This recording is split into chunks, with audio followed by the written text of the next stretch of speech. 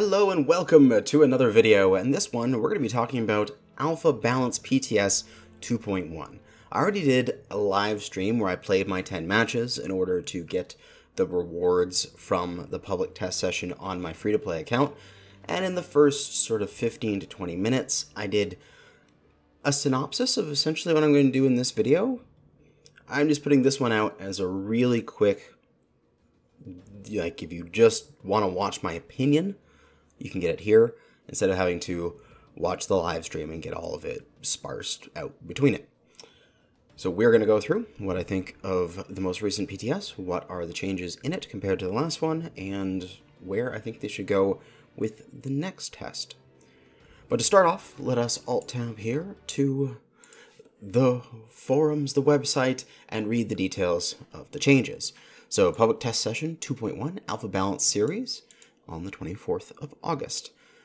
The only real change from the previous one to this one is that maximum heat has been increased to 50 points instead of 40. The max heat is still being a static value. It is unaffected by heat sinks. And the weapon changes from the first set of public tests, the 1 points test sessions that were a few weeks ago, are not in here. And the double heat sinks are still at true dubs at 0.2 heat dissipates per second. So knowing that, let us pop over to Spreadsheet Warrior. This was heatsink. This was the PTS 2.0 heat changes, where we can see that, of course, live and PTS have this increase in cooling because we have the better heat sinks. Our base heat was 40, and with heat gen for the clan and IS and increased base heat, we could, theoretically, with just heat gen, we could fire about 43, 44 heat, and we would stay under our 40 cap with no increases to capacity. But if we also got increases to capacity, we could get up to 50, 51 heat, and still be able to fire everything. Now, the one mech that they've been sort of touting as the boogeyman is been the Magcat Mark II Deathstrike. It's a very strong mech, and if we take a look at the build, it is the 4 ER medium lasers, 2 heavy larges, and 2 Gauss rifles. This thing has a total of 59.2 heat, if I'm not mistaken, which under the 40 cap was just slightly too. Was it 52.9 or 59.2? It was something along there, but it was, no matter what, it was too much. We couldn't fire it because we had not enough capacity in order to do it. But with 2.1 changes, they increased that base heat to 50, which means that instead of being able to, of course, if we have our heat gen, we'd be able to fire around 54, 55 heat. And if we had both heat gen and capacity, we could get up to 62 to 64 heat of weapons before we shut down from an Alpha Strike. I personally don't think this increase of capacity to 50 points is that good, because it allows the strong builds that we are using currently on live, because we have a large quantity of capacity on the live accounts. We're using them on the public tests, and they're still functional. You can still fire them. So, for example, here we are. We're in their Death Strike. We're on a hot map, and we're going to get moving. So we have the negatives of having a hot map, and the negatives of having our base heat at 6%. And we're going to fire all of our lasers and loose our Gauss, and we just peaked at 94%. It still almost fills it up, but just barely capable of still firing that 94-point Alpha Strike.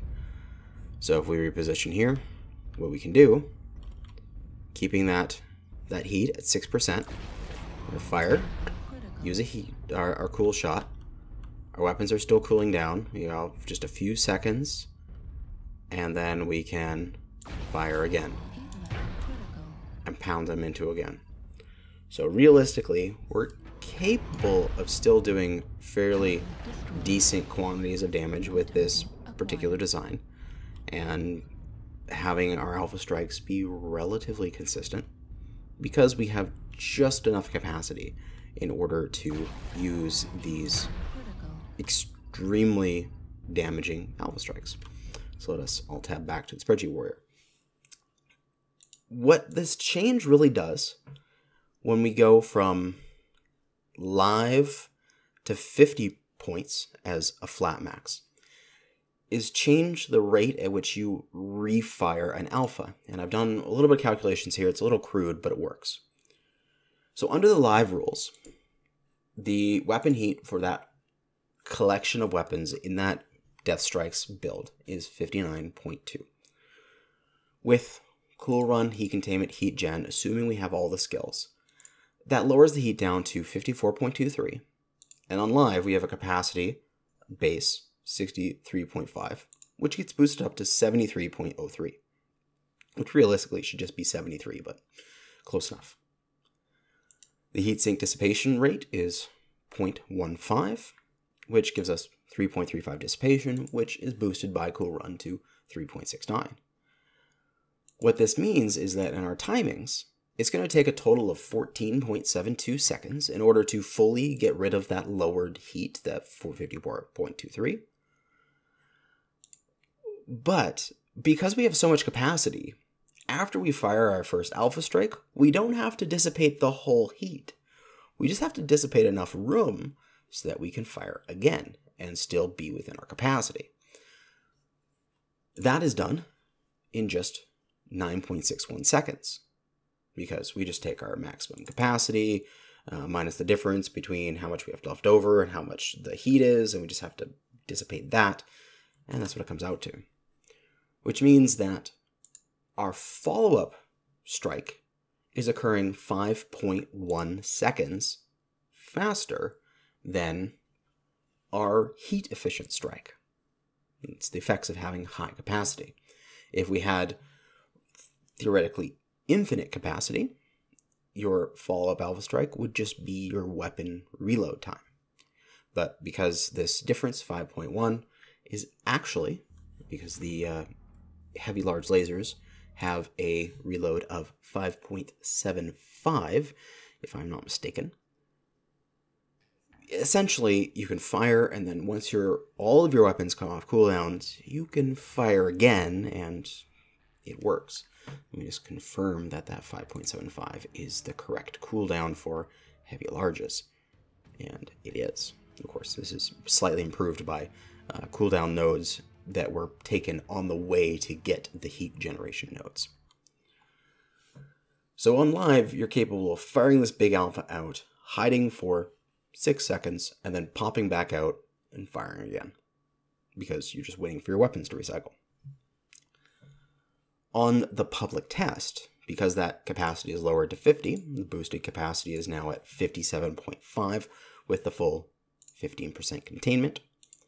Our dissipation rate is higher though, 3.8 compared to 3.35, and a boosted at 4.18 instead of 3.69.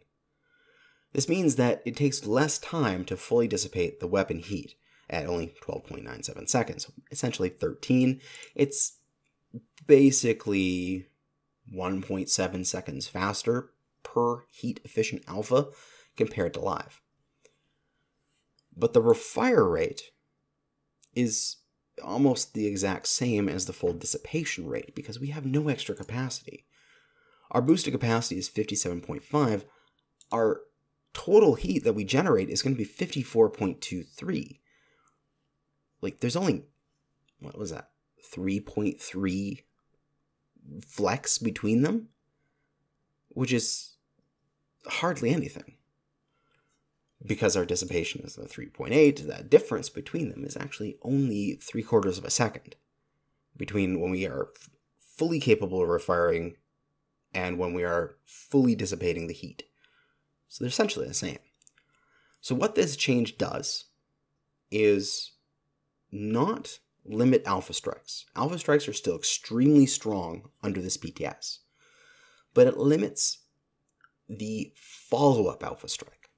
It's so that a mech steps out, fires, but then you're not going to see that mech again relatively soon. So where over here it is 9.61 seconds to refire when it has enough heat dissipation that it can shoot again within its capacity. Here it's 12.19. So we have a total, what is that? If I can do math in my head, like an extra 2.5 seconds before that mech is going to step out and attack you. So you get an extra 2.5 seconds, which, if you're a fast mech, could be enough for you to get into cover. You're already on your way to cover. Say you're running along, a mech shot at you, and the instant you see the fire coming in, you're starting to turn and run towards a piece of cover. That extra 2.5 seconds could be all you need in order to make it to that rock, or make it to that building in order to be in cover and not take the follow-up alpha strike. That's relevant in that situation. But it's a really small difference. It's only like 2.5 seconds between these two. And overall, the mech on the PTS, because the dissipation is higher, the full dissipation timing is 12.97 compared to 14.72. This means that every subsequent alpha strike after the first two will happen faster. Because this only really accounts for when you still have capacity. Because after this mech on live has fired twice, we've already used up our capacity to be in order to do this refire at a faster rate than normal. Then it's going to have to use its 14.7 timing between its alpha strikes. So it goes bam, bam, really quickly, and then bam, bam, slower, going out for its alpha strikes. Where this doesn't have that burst. It's not that tempo of boom, boom right away. It's boom, boom, boom, constant alpha strikes. But they're slightly more consistent than live. Overall, over the course of a match, I would think that this one would alpha strike more, but this one would alpha strike more concentrated, if you know what I mean. I personally don't like this, because I would like there to be an answer to this question.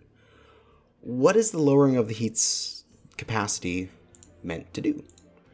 Is it meant to lower the alpha strikes?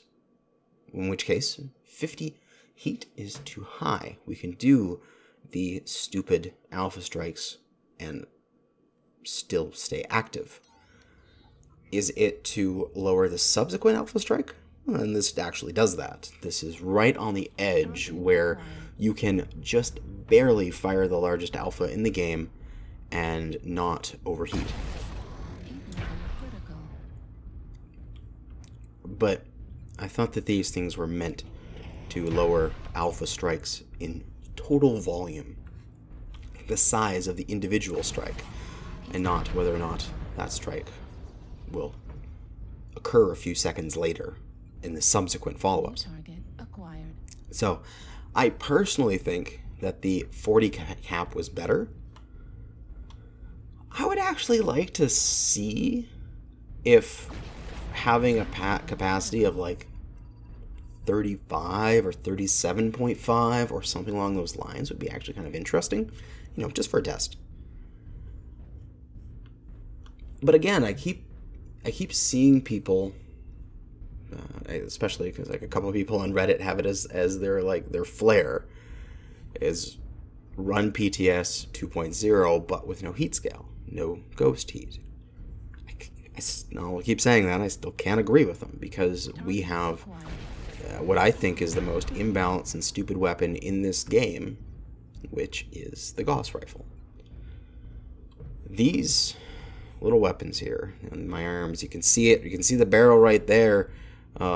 They are balance issues for this game, and I don't think we'll really ever have balance for energy weapons and such as long as Gauss rifles exist. When we had 40 capacity energy-only mechs were pretty balanced. I didn't really have an issue with them because they were limited by their heat capacity. Laser weapons generate lots of heat, so that works. But the instant you can throw a Gauss rifle on that mech, everything goes out the window. Because you have 15 damage for 1 heat. There's nothing even close to that in the game in terms of damage per heat. When I spreadsheet the weapons and I change that kind of stuff up, I sometimes intentionally leave Gauss rifles out of the conditional formatting, you know, where I get nice color grade to show how strong things are compared to each other. I leave Gauss rifles out of that for damage per heat because nothing is even close to them. Like the best other thing is like 4 or something along those lines, and they're at 15. It's stupid. It makes it so that when I do that color grading, they're like bright, the color, and everything else is practically white. And it's like, well, I can't get a nice grading out of this, so this is silly. I personally don't think we'll ever really have nice balance until Gauss rifles are fixed. Target acquired. With that, I would like to see another PTS with Gauss rifles having some heat. Target acquired. Give them maybe like, you know, Critical. 4 heat. Something like that. Something to do with the Gauss rifle that if you were firing a pair of Gauss by themselves or anything like that, yeah, it's going to be heat neutral because the heat's still ridiculously good. But it's not on the border of stupid sort of thing like it is now. But yeah, that's my opinion on it. Still pretty interesting. New target acquired. Doesn't solve that Gauss rifle issue, and it's a little bit too high to allow these alpha strikes that are a little devastating. But that is going to be it for this video, and looking forward to the next public test. As even if it's, you know, maybe not something I agree with in terms of balance, which sometimes that occurs, I'm always wonderfully enjoy testing stuff and theory crafting about the game. And also, they've been doing a very good job of this with this current test cycle of having rewards in the PTS that go onto your live account. More and more people should play the PTS and give their feedback for them to promote those rewards. Because the most recent one is like 2 million C-Bills and a bunch of GXP. It's enough to half skill a mech. And I mean, that's awesome. I saw a couple of people complaining like, oh my god, it's not even enough to skill a mech. It's like, you want to skill a whole mech for free? No. You get half a mech for just showing up and playing 10 matches and getting 50 match score.